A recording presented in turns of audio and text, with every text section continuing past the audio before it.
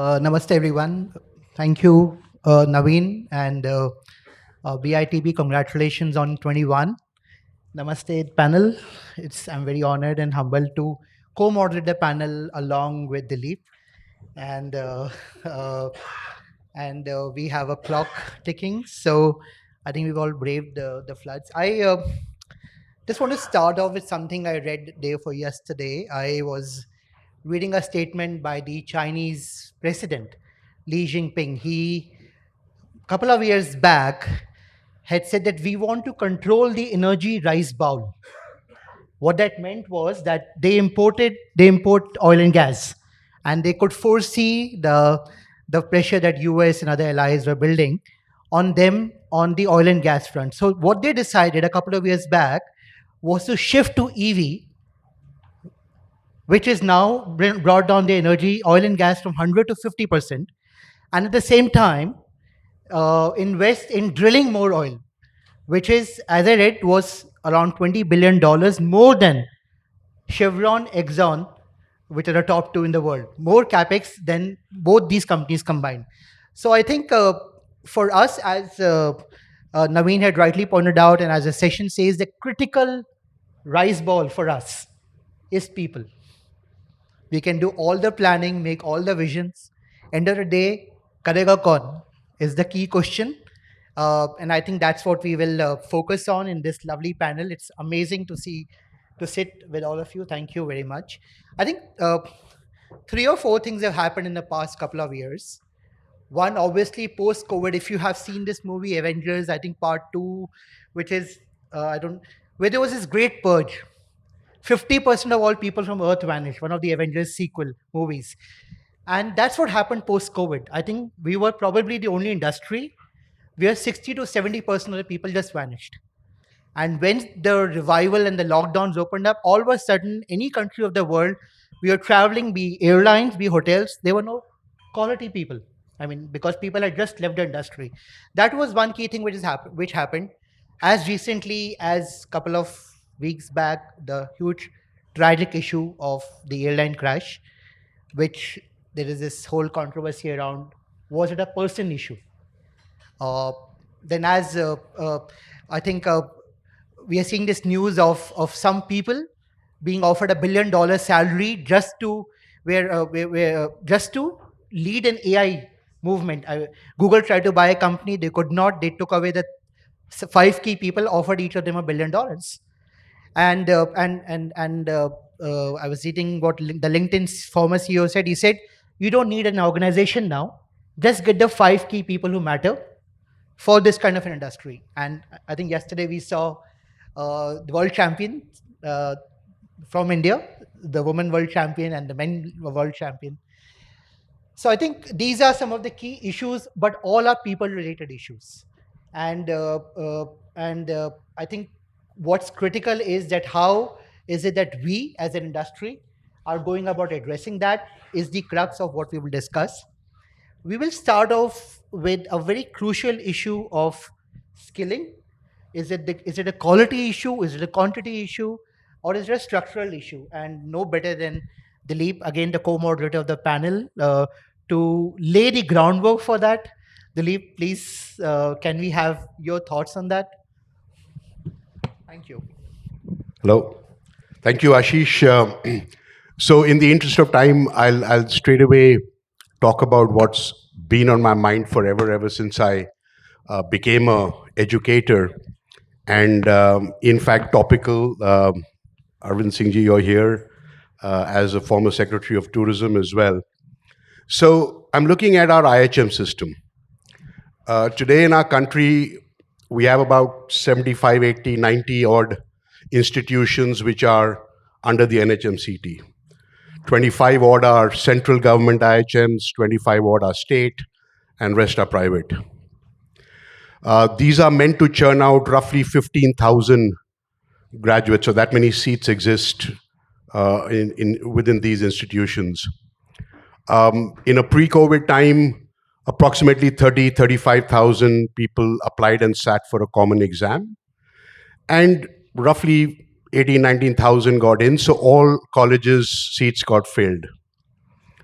In a post-COVID environment, and this year's most recent stats, that number of 30,000 sitting, I'm told, is down to about 8 to 9,000 people sitting for the exam, which means almost everybody is guaranteed a seat, and yet there'll be half the seats vacant still. What is this due to? Some of the factors Ashish articulated, how our industry is perceived in the post-COVID environment, all of those things. But I think we have to fundamentally go back a bit and say, why did the government in the first place in the 50s even establish the IHM system? It seems to me we're the only industry which has a dedicated higher education system itself. You don't see an institute of retail management or real estate management or telecom management, but there's hotel management. And I think back to other institutions established around the same time, think IITs, think of the big, great IIM business schools. And today, I think what needs to be done and what the crux is that we've got to look at these institutions in their entirety, pick out, in my view, the top 10 or 15 of absolutely the top institutions which can truly become, schools of references, institutions of eminences, whatever it is. With about 150 to 200 seats, you are putting into the system every year to enter at management levels within our industry, circa therefore about 2,000, 2,500 people each year entering high quality because of high quality of education, great faculty, all the things which institutions of eminence are known. All the rest, in my view, should be focused on being centers of skilling. Today, when I look at the amazing work which Rajan does in terms of skilling in the tourism space, if they had access to these 50-odd centers with infrastructure capability, our industry needs blue collar and white collar. I think with the needs of the industry and the growth all of you are projecting, you see numbers coming out every day, hundreds and thousands of rooms and hotels being signed, and is this crisis? If you are entering 2 to 2,500 young graduates to begin a management career, and you are also skilling another 20, 25, 30,000 people to enter at associate levels, those skilling institutes need to be working like Australia is a great example. Ajay, you would remember the TAFE system. So tertiary and further education. So you come in after high school, do a years of education, get a certificate, go and work. Come back after some work, do a second year and get an associated degree, go back and work. Come back, do your third year, get a full-fledged degree. So it's not that you're being denied education and a degree. But these are people who, by their potential, talent, capabilities, etc., there are, India is a huge country. They need to be educated from that perspective, and not to say they can't go on to become very good leaders in the future as well. But I think if we separate this, make our IHMs true institutions of eminence where it's it's like, can I get into an IIT? It should be like that. Get into these top 10 or 15 IHMs. And all the others who have the infrastructure, use them to skill those hundreds of thousands of workers we need in the years to come. So that's my hypothesis for what I think is the future, and perhaps a reaction from you would be good to have. Thank you, Dilip. Before I go to Mrs. Singh, I want to share a small story. When G20 started, Mrs. Singh was the Secretary of Tourism, and we were very fortunate to go on the G20 rounds under his guidance, the phenomenal ones.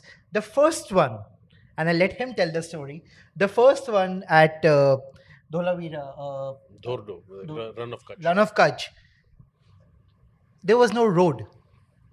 And yet, he managed. Now, the relevance is, it's the same people, the same administration, but it was a people issue. People at the top and people on the execution level who are able to deliver that G20 at phenomenal excellence. It set the standard for everybody. We also challenged him. Under the Prime Minister's guidance, they came up with a vision of $1 trillion GDP for the industry, for tourism by 2047. As all faith member association, we said, why not 3 trillion if America and China are already at 1 trillion? But there's a people issue. So in the context of those, I would request Mr. Singh to first share that example of how could he motivate people that too in a government setup, to deliver at excellence. And to what Dilip has said, can there be a structural change to meet the enormous tourism challenge? They say it's a century of India, unlike what Mr. Trump said yesterday. It's a century of India, it said. Uh, and we all believe in it. So, Mr. Singh, to both these answers, Can we please. push the G20 to the As last? you like? To the last, because Yes. then otherwise we'll derail the No the problem. panelist discussion. Yes. So the question that Mr. Puri asked about the infrastructure and using it properly. Uh, when I was going through my notes or whatever for the panel, one thing that strikes me is the we need much more infrastructure given the growth that we are going to expect and the boom that we are seeing in the sector post COVID. So in the organized sector itself, we will need a large amount of manpower. And definitely, as I agree with you that the national level IHMs, especially some of them are doing exceedingly well. They are absolutely centers of excellence. The one in, say Mumbai, Bangalore, Goa, Pusa, of course. I was the chairman as Secretary Tourism, so it just slipped. Uh, Pusa is, of course, right at the top. So there are a lot of them who are doing very well. And I think what it calls for is greater, interaction with the industry as to and to discuss as to why this perception is happening that fewer people are now appearing for the exam, especially in the post-COVID scenario. Because on one situation, we have a growing young population, people who are looking for jobs, and that's when I go to economics related seminars, everyone is talking about the demographic dividend and the fact that we have a large pool of people wanting to get into the labor force. On the other side, on the demand side, what we see is that there's a large number of hotels which are coming up, new hotels are coming, new construction is happening. So there is no shortage of demand for this pool of labor or pool of officials or white collar people that we are looking for.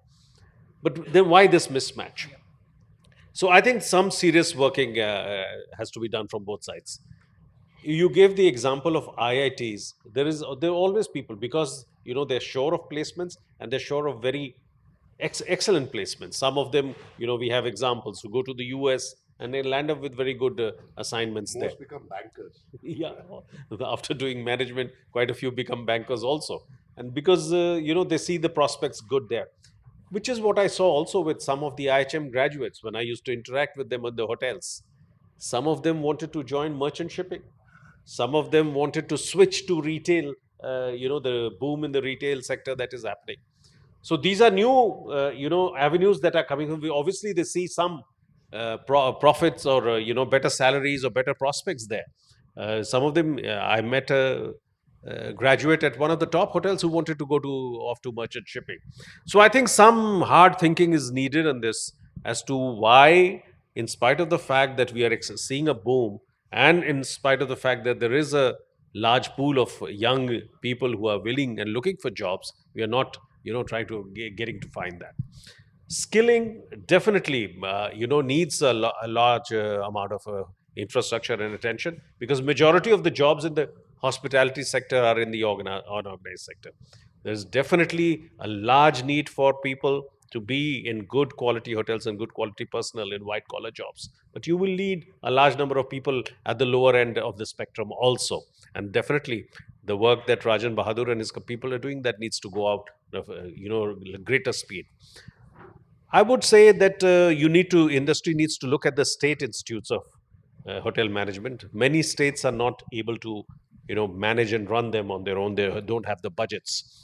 And, during my stint in the ministry, we found a very good arrangement in Nagaland where a private entity has come up. It has combined forces with the state government and it is running the state institute at Dimapur, which is doing very well. And now graduates from that institute are able to find placements in good hotels.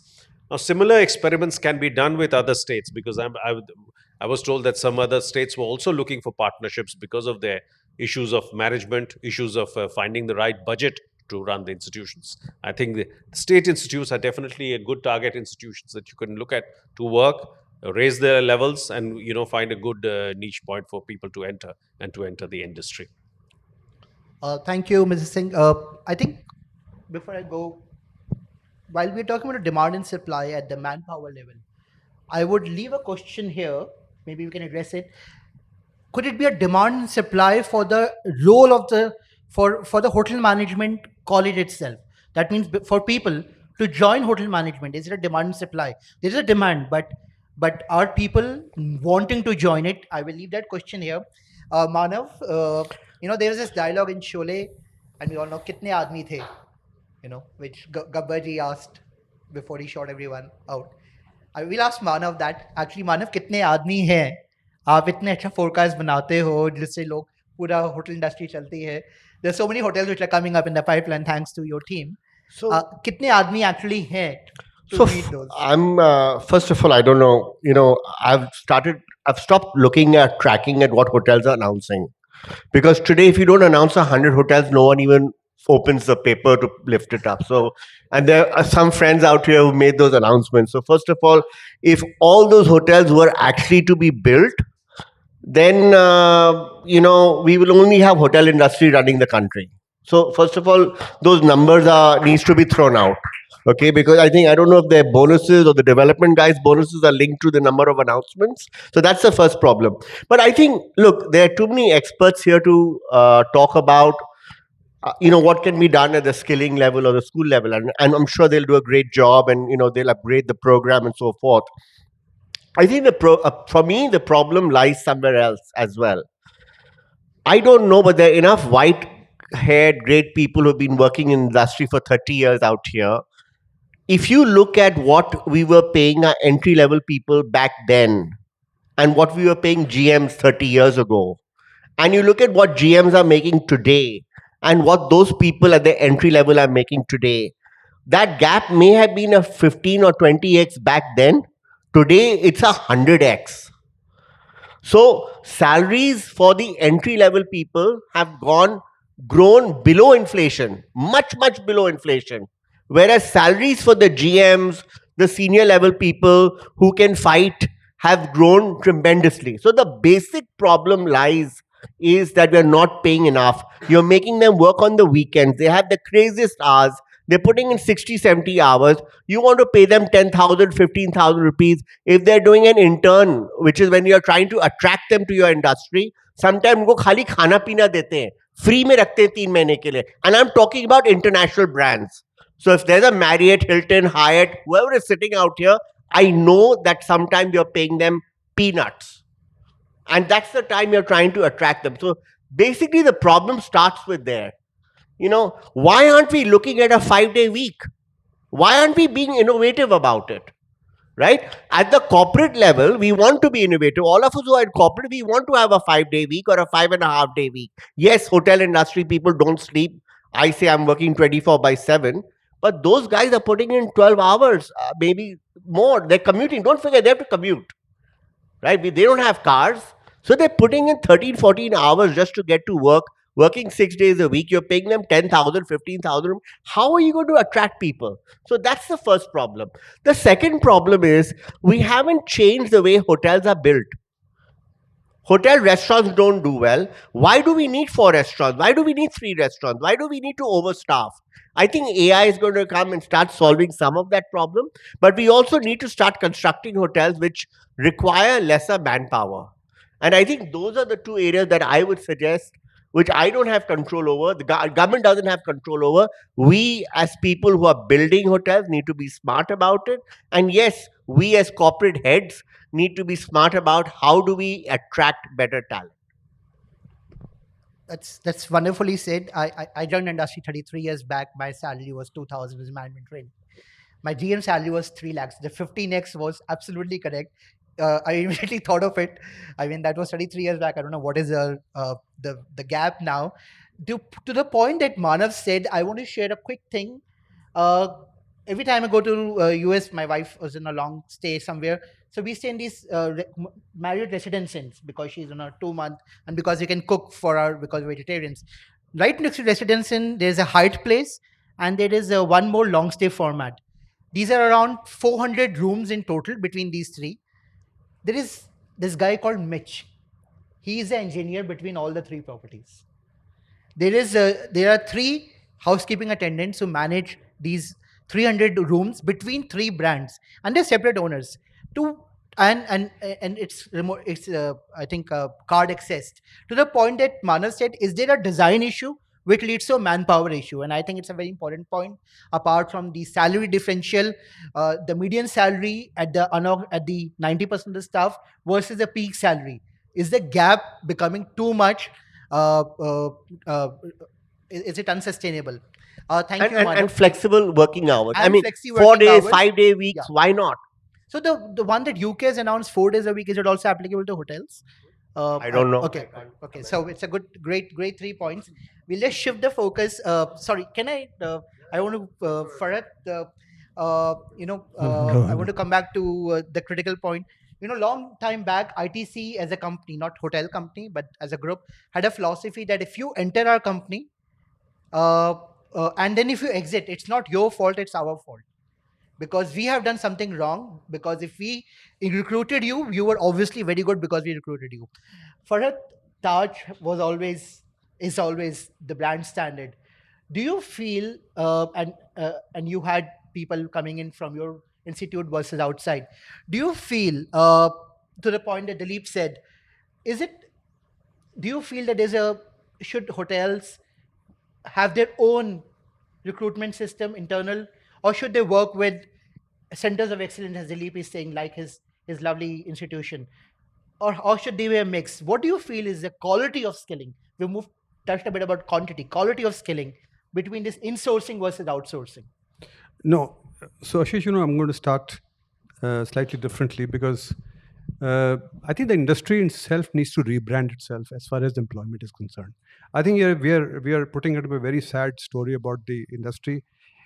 Some parts may be true, because I think the times when I joined the industry, or many of us on the stage and many in the audience joined, was very different times, and we survived through them.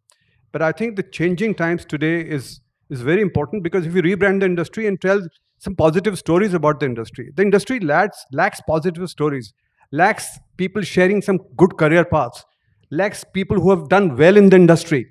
We are shy about this. We have no broadcasting mechanisms for this.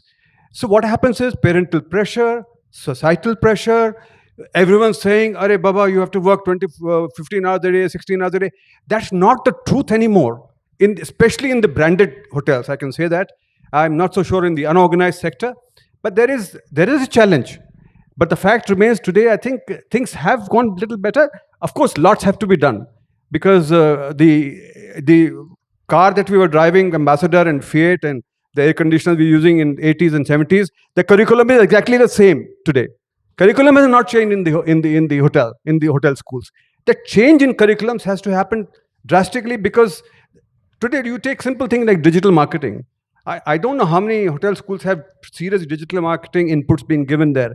Such social media champions, somebody who can write culinary stories, somebody who's a great storyteller for the business itself. There's no such programs actually in any of the IHMs that I know of. We are trying to incorporate them from one of the IHMs that I'm part of in Aurangabad, and of course Dilip runs the ISH.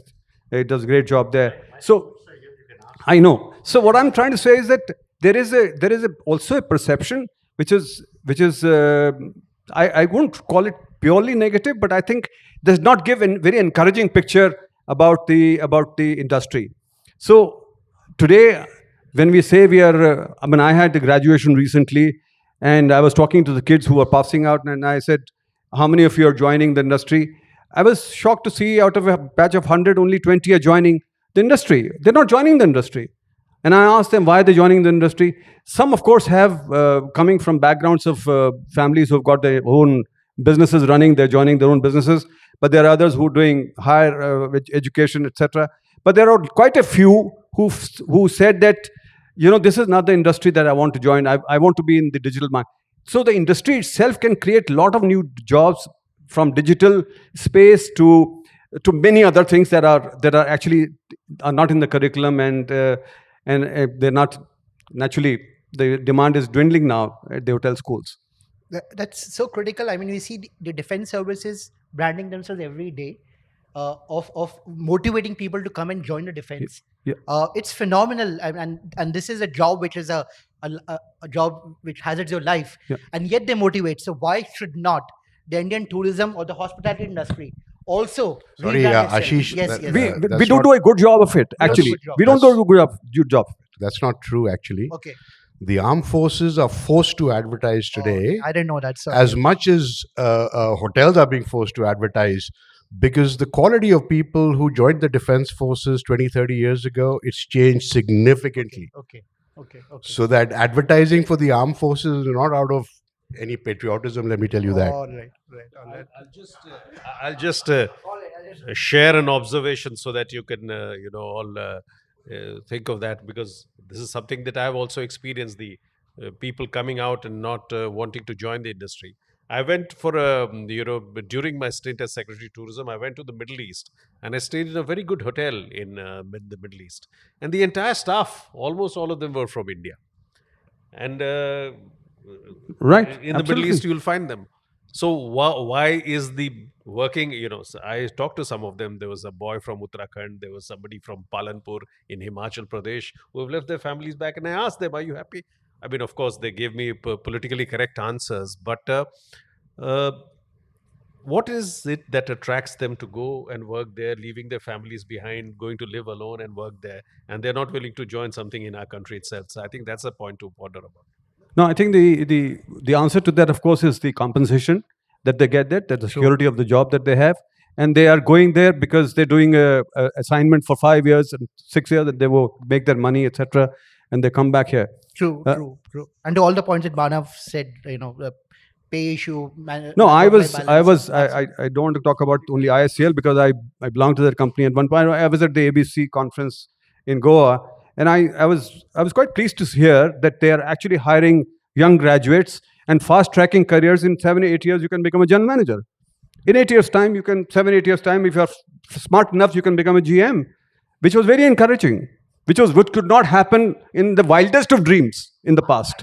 It was a criteria of the old school. Unless you have 30 years experience, 20 years experience, you can't become a GM.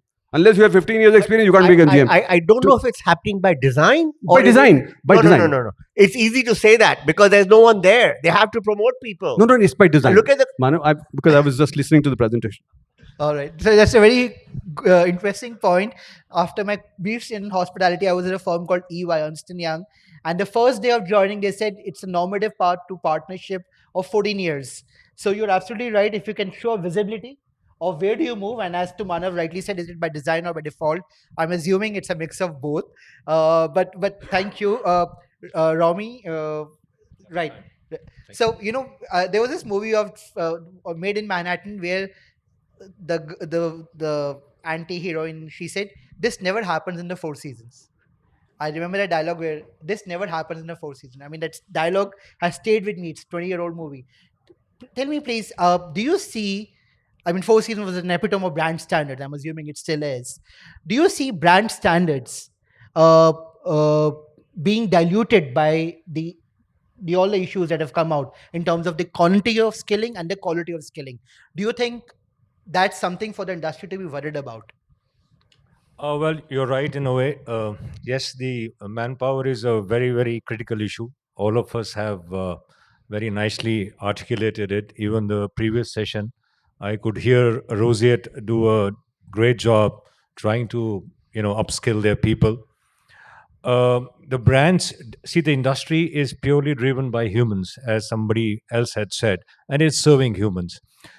Whatever else technological advances and other things we do, we cannot take away the heart of the business, which is the emotional quotient about the industry. So the people become very important in this. Skilling them becomes very important.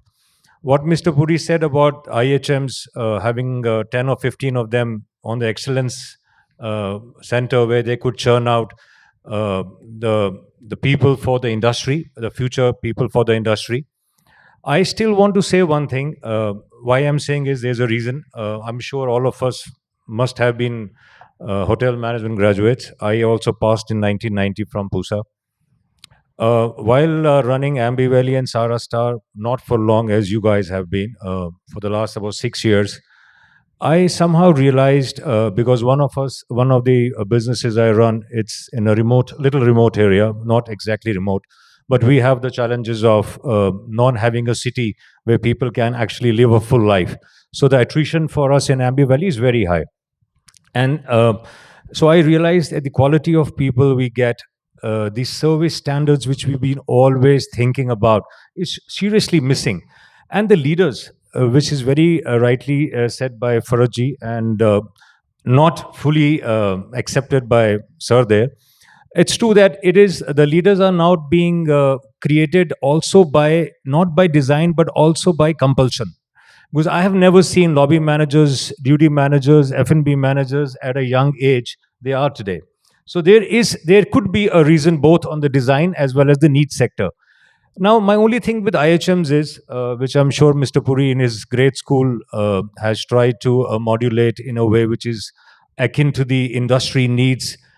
We have just started an academy called the A-Star Academy, where what he was saying is the the people, they need to understand the industry from day one. Unfortunately, with IHMs, the first year when they are there, they do not know the industry. They are just into classrooms getting taught into different segments of the industry. It's more of a college. It's more of a institution. You are just there, going to colleges, going to canteens, having fun till the time you go into the next year. And when you go into the next year and the first 6 months, if you are there in the first batch and you are made to start peeling potatoes and bus trays and do everything, a lot of things change in your mind. And what happens by the end of the third year, they realize that there are so many other things they can do which can make them more money, give them a better career than going into the industry. Now, look at this in parity with the defense services. It's my own theory, which may be completely not in sync with other people's thoughts. We are a very disciplined industry, right? We work very long hours. We have no choices. Whatever is told to us to do for the 9, 10, 11 hours, we have to do it diligently. And most importantly, smilingly. We can't argue. We can't react. So basically what we're doing is you are changing the complete genetic makeup of the person to say that you keep smiling. The guest is always right. Whatever he says, you accept. Be humble, be gentle, be this. So basically it is a conditioning of the mind. But in the colleges, it's not taught like that. Colleges is a curriculum-based degree program. So what we started is, we said that if we start a college for the industry, we are not going to be expanding in a very big way, but I'm just using it as a test in place. If we start a college, which is a 3-year degree program, but from the day one, the children of the program get exposed to the hotel every day. So what we do is, we have started this just recently, and we have made a program which is completely for the hotel. See, the IHMs, the curriculum, the pedagogy, everything is being done for years back. Today, I am the recruiter. I know what kind of a person I want, right? So if I design a curriculum, it would be in a better space than a curriculum offered by a college, because that is a person I need him to work for me. True. So what we've done is, we've used a basic frame of a curriculum. We have changed it completely to suit the industry. So basically, apart from the teachers of the academy, we have started something called as professors of practice.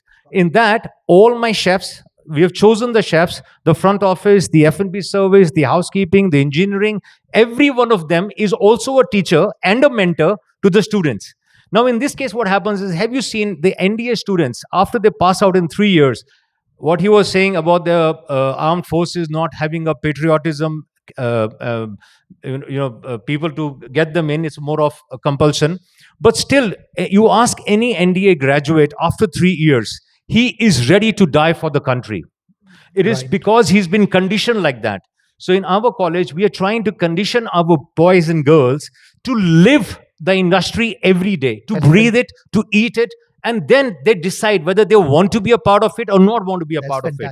So after 3 years, once these guys graduate, in any IHM, they will be standing apart, because they would have, so we have a logbook, they have to mandatorily do 1 hour for the first 6 months, 2 hours for the next 6 months. So it's like every day they have to go and work in a particular department, specifically what they've been taught in the day, they go and see it in practical in the evening. So what is happening is you are creating a manpower which could be the future leaders or managers who have lived through their 3 years of curriculum living in two different hotels. So one, we have a residential school in Aamby Valley, which also gives you a huge exposure in terms of event management, weddings, because we do very large scale of them. Absolutely. I think this is a very interesting model. People of the industry, for the industry, by the industry. I think it's fantastic. Let's come to the man of the hour, Rajan, whom everybody keeps on referring to in every forum. I must tell you this. The other day I asked my 13-year-old, I said, "Can you teach me drumming?" And he said yes, and I was very excited. But he didn't take me to drums. He took me to the rolling pin, जिस पे आटा गूंथते हैं. He said, "पहले इस पे बजा के दिखाओ कि आपकी stick कितनी उछलती है." So he said, "You need to learn the skill of controlling the stick." I think Rajan and his team are creating that skilling in the country, which is so critical. Tell us, Rajan, quickly, you are meeting the most, I think everybody has right now said, and I right, Dilip said, and to what Manav said, the whole ecosystem which is coming from below, if that doesn't get met, we are in a huge state of crisis, but you are meeting that at a national level. Tell us your experience and how strategic is it, please? Yeah, thanks. So, a couple of things. Firstly, I completely agree with Dilip, what he said. You got to see it in two buckets. One is the white collar, the management trainees, and so on and so forth. He also spoke about the fact that IHMs and all, whether central, state, privately run, about 35,000 seats per annum, 50% are getting filled. The flip side is that at THSC, we skill and upskill 3.5 lakh people every year. How many? 3.5 lakh people every year. 3.5 lakhs. Yeah. So I'm saying that there is scope. And when we work at the middle and the bottom of the pyramid, sometime back I got invited by the current Secretary Tourism, where we addressed about 25 of the IHMs centrally run. And we spoke about what we are doing. You know, the biggest issue at IHMs currently is that they don't have the capability of going out and mobilizing people, okay? So people are, for whatever reason, people are not coming to IHMs. We follow a hub and spoke method, where we are going, we run about over 10,000 training centers today, which are in B category, C category cities and towns, where we mobilize these kids locally. We train them on short-term training, 3 months, 6 months, and then make sure that they're placed. You give that guarantee as well. We place about 80% of them, then they're dropouts and so on. 240,000 people you place. So the point is very, very clear that you got to look at it differently. You can't paint everything with the same brush, right? I'll switch on to a bit of what Manav said and what Farhat said. You know, we keep talking about the fact that not a nice place to work or there are challenges. Everything is fine.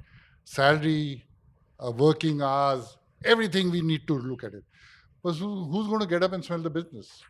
Nobody from outside is going to do it. What are we comparing ourselves to?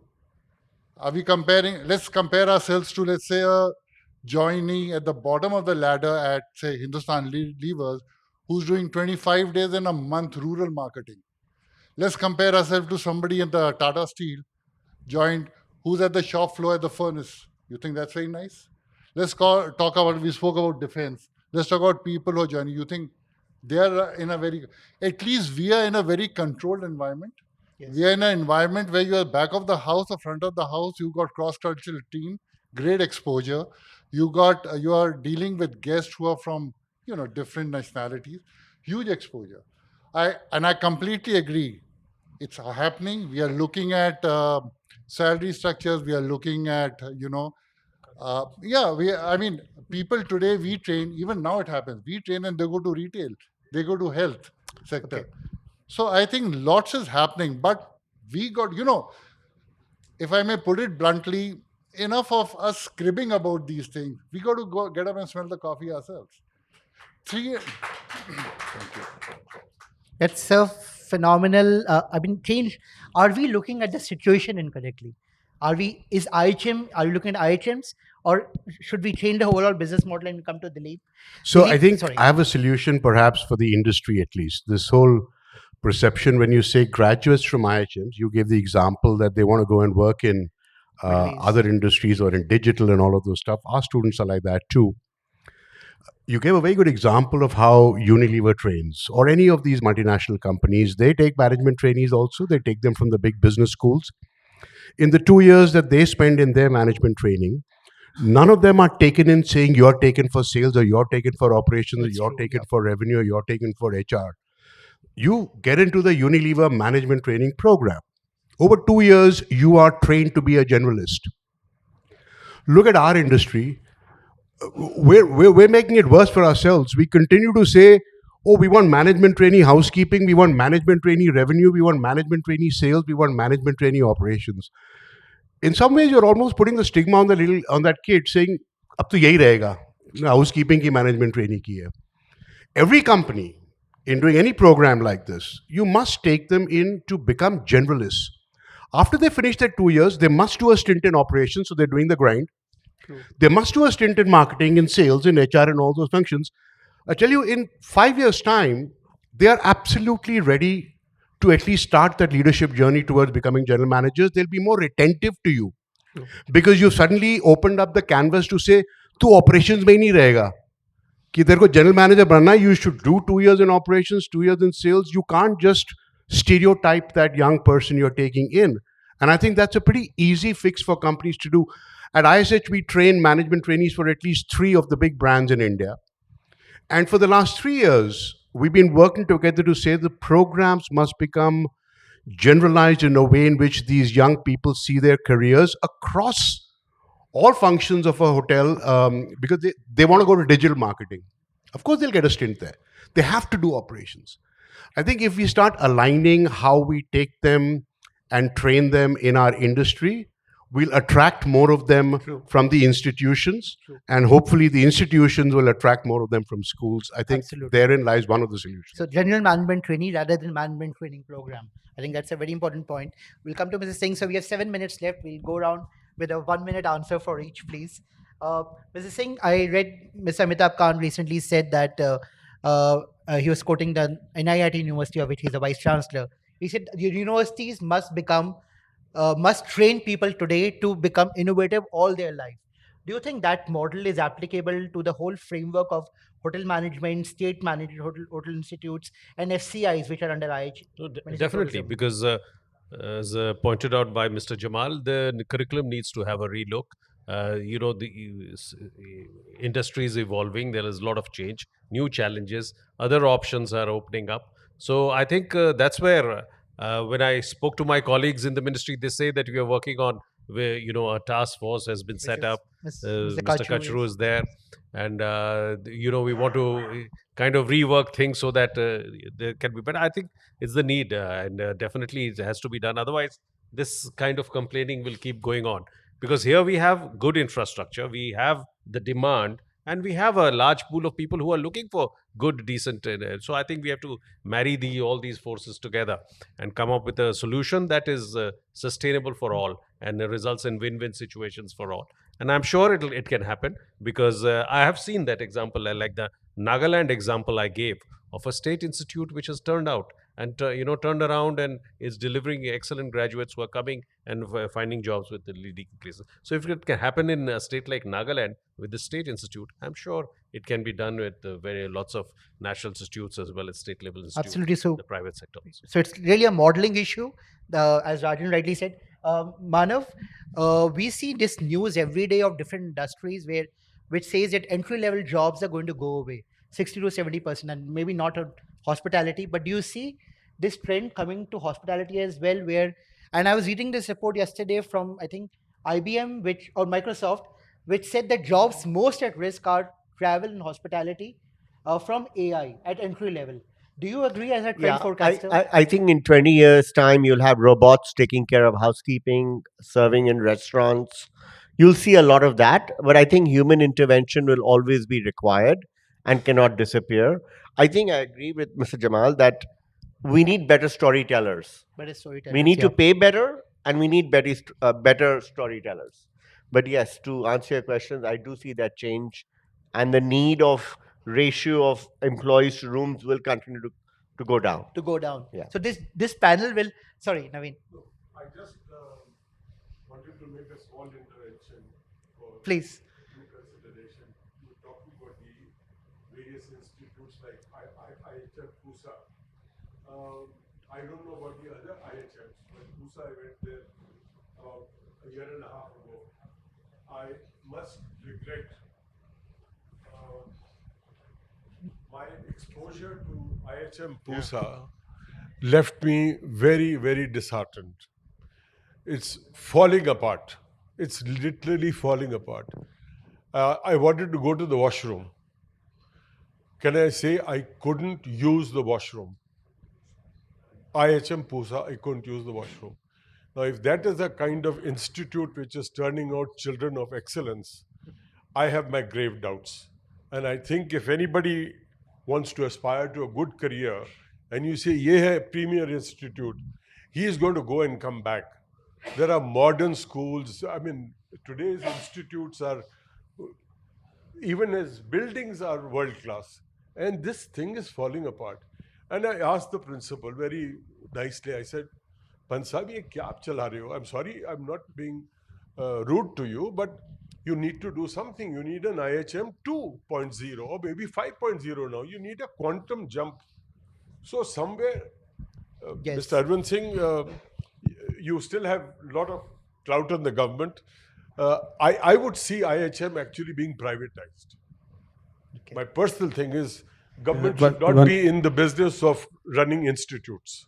Now, I mean, they should have the autonomy like IITs, IIMs, all of them have. I still think the government needs to have a role in it, but grant them the autonomy, give them whatever subsidies and all are needed. But as you rightly said, the infrastructure for some of them should be in lines with what global quality is. Yeah. Thank you. Thank No, you for. no, sorry, I just that's want to coming add you. on this hotel management space. Out of my experience in the past few years, the demand for culinary programs has gone exponentially high. They're oversubscribed, actually. Today's youth, actually, they are very keen to all become chefs, patissiers, open their own bakeries, open their own online stores, etc., etc. They're very excited. And I think we are actually not even meeting the requirement of those slots that are available. There's one Dilip. caveat, Farhat. Yeah. The culinary demand is increasing with young people to study. Yeah. But they don't want to be chefs in hotels.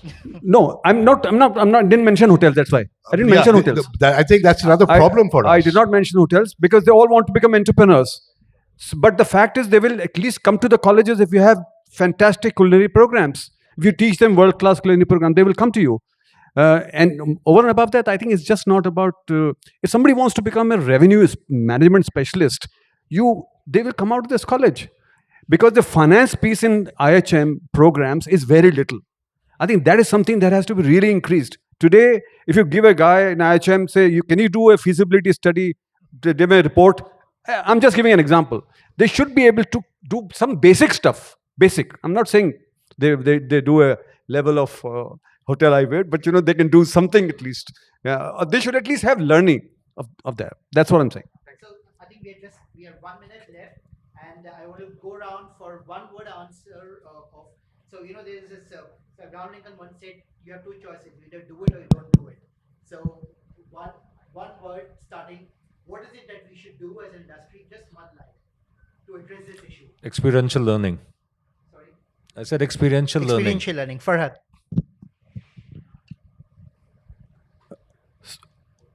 Rebrand and share success stories. Rebrand and share success stories. I said it earlier, wake up and smell the business. Nobody from outside is going to come into it. We have to do it ourselves. Absolutely correct, Manav. Pay more at the bottom of the pyramid. More at the bottom of the pyramid. Absolutely correct. Reduce the median between the labor force and the GM, please. Dilip. I totally back him. Pay more, work them less.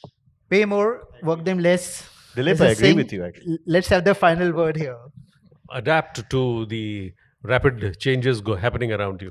Adapt, ladies and gentlemen. it's the power has to be in our hands. We have to ensure that we create the demand for people to join industry by creating a work-life balance which they want, giving them the opportunities that they want, giving them the pay structure they want, and giving them the respectability that they want.